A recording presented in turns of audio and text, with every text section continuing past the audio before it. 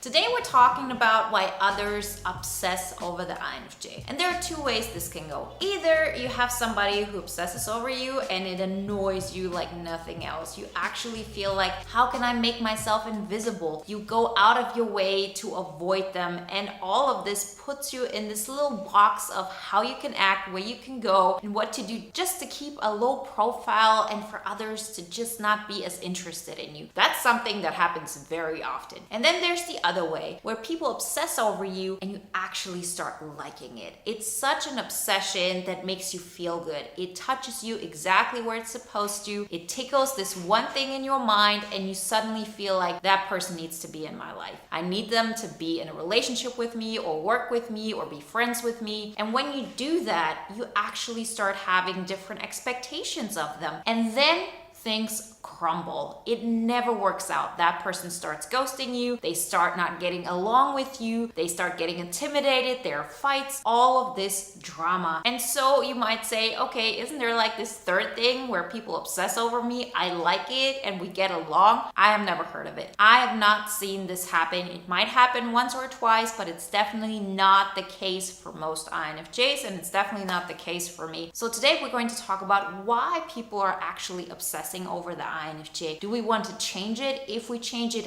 how do we change it so we actually have the best case result in the end? Before we get started, remember to download the free poster on the 5 pillars to an INFJ epic life. And if you want my personal help with this, then work with me one-on-one or join the INFJ bootcamp waiting list. All the information you find below. So when it comes to obsession over the INFJ, it all boils down to being able to be projected on. And this is something that is not a nice truth, but it's something we have to accept. We as INFJs have a type of energy that allows others to project on us if we stay in our default state. If you think about any kind of famous INFJ that you know, their presence leaves room for others to shine. They might be mysterious, they might be extraordinary, but their energy doesn't really get into your face. So people are allowed to expand so much of their own energy without having to make any kind of compromises for the INFJ. This is our strength. We don't feel like we're restricting ourselves. We're not putting ourselves in a box, but our energy is so internal. We live in our mind. We create this amazing worlds in our mind without having the need to have context in the real world. And that allows us to have people around us who can expand themselves. Since we know, at least on a subconscious level, that this is our gift, we want to give it to other people. We feel like, okay, finally, I'm here and I can help that person grow. I can help that person shine. I can make them feel like they're great. And we do this without even thinking about it. It just makes us feel good. So people get addicted to that. So yeah, you might say, well, INFJs are attractive. INFJs are special. They're mysterious. But let's look at it from a logical standpoint. There are a lot of types and a lot of people who have certain qualities.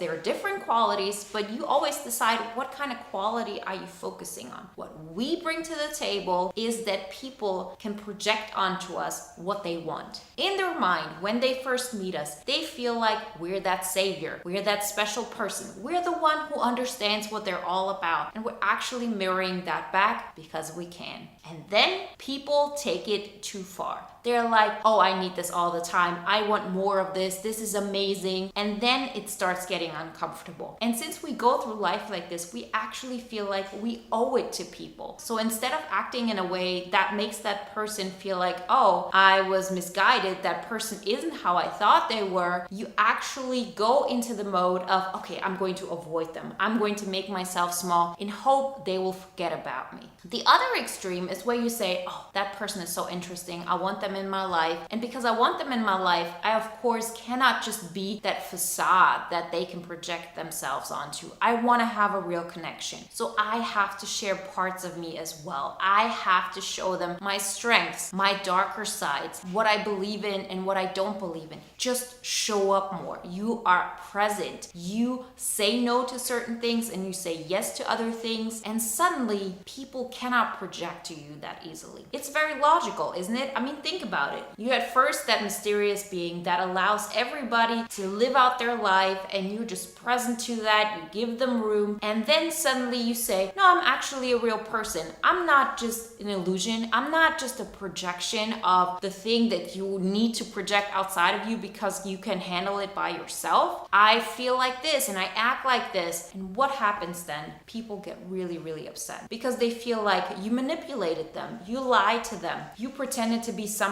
you're not. And most of the time, they actually ghost you because it feels like, oh, that person knows so much about me, and now I see they're not the person I thought they were. I feel vulnerable. I need to leave. That's very, very common for us INFJs, and we're dumbfounded at that moment, thinking, what did I do wrong? They liked me so much. Well, that's the case. That's why this is happening. People obsess over you because they have their image of who they want you to be. Their fan, the one who understands them, the person who encourages them, whatever it might be. It's not one thing, because we all know that we can show up in such a way that allows every single person to expand themselves and be themselves. And we are actually the extra in their movie. We can do that. But here's the thing, just because we can doesn't mean we should. And if we don't want to be in a position where people either obsess over us in an unhealthy way and they're people that we don't want in our life, or they obsess over us and then they recognize, no, you're actually a real person, and then they vanish. In order to avoid all of this, we have to understand, in order to have healthy relationships, it's not just about a partnership. I just mean absolutely everybody that you encounter with, we have to show up as ourselves. The sooner the better. I know it feels good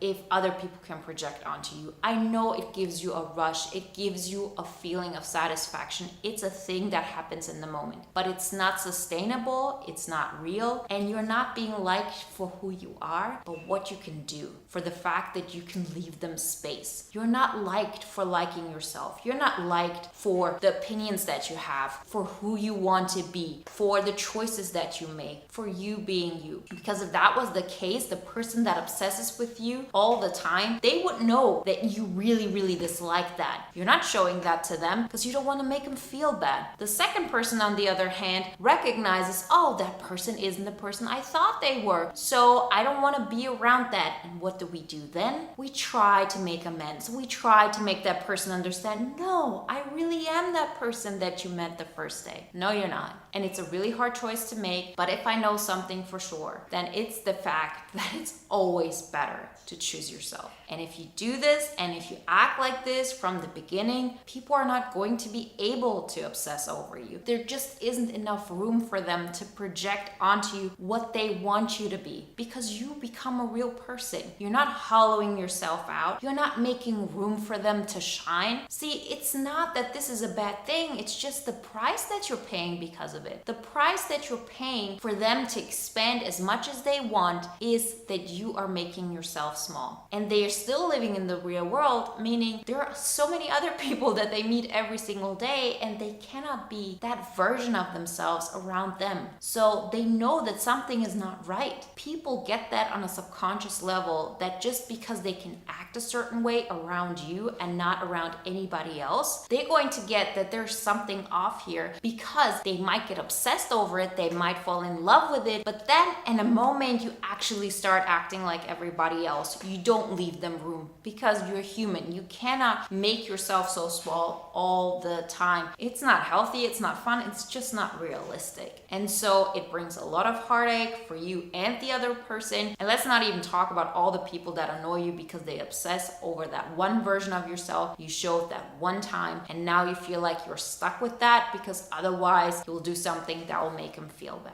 If you from the beginning show up and you do the things that are important to you, you act in a way that makes you like you and not in a way that makes others like you, but you don't actually like yourself, then you will see absolutely everything will change. Remember to download the poster on the 5 pillars to an INFJ epic life. And if you want to watch another video that is in alignment with today's topic, then watch the video why the INFJ is first admired and then ghosted.